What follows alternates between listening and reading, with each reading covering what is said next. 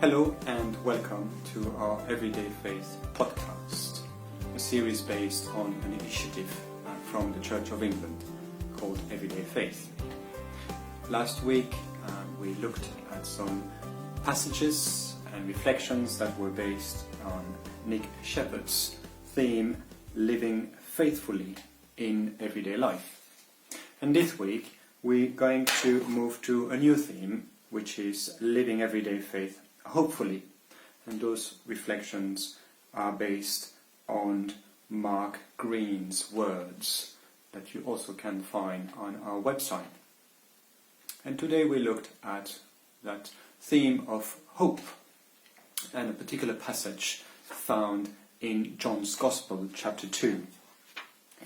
Now, if you have your Bibles open or later on, I do encourage you to read the whole of that chapter, or at least that story of Jesus going into a wedding.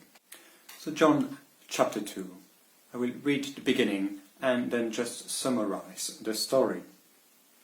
So on the third day, a wedding took place at Cana in Galilee. Jesus' mother was there, and Jesus and his disciples had also been invited to the wedding. When the wine was gone, Jesus' mother said to him, "They have no more wine." Now, this story of Jesus changing water into wine is the first miracle in John's Gospel.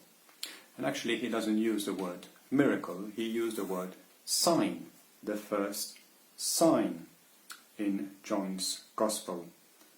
Verse 11 says, "What Jesus did here in Cana of Galilee was the first of the signs through which he revealed his glory, and his disciples believed in him."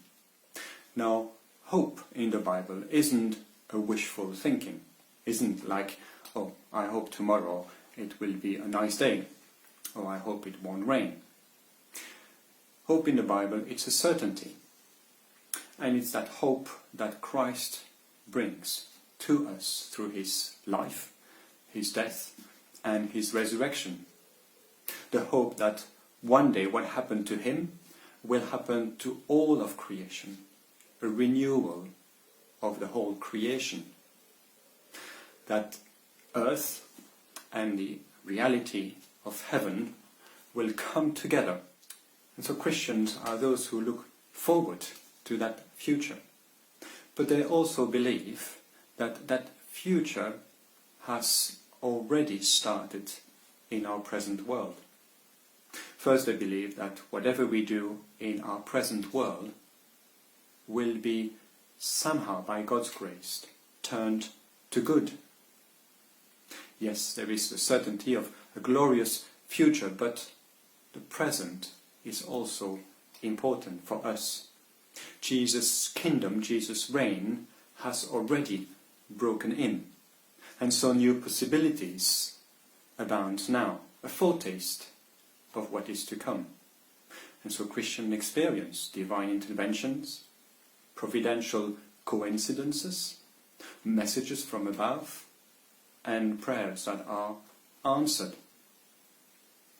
In this story of Jesus turning water into wine, it's not just about an amazing sign of water being transformed into possibly more than 900 bottles of very good wine. It's a foretaste of what is to come.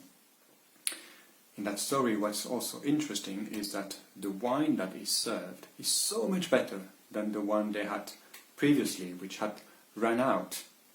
And that's also what will happen, that future that God has in store for those who put their trust in him will be infinitely better than whatever we've tasted in our present experience. God has placed us in our families, in our place of work, in our place of service, to be that foretaste of what is to come, to show a different way of living, and through our lives to be a witness to what God intends for his creation.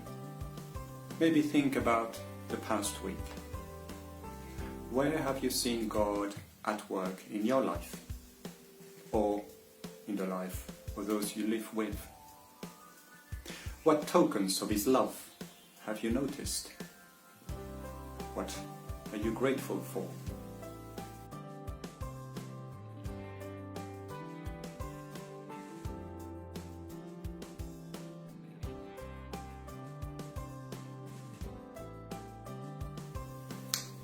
So Father, thank you.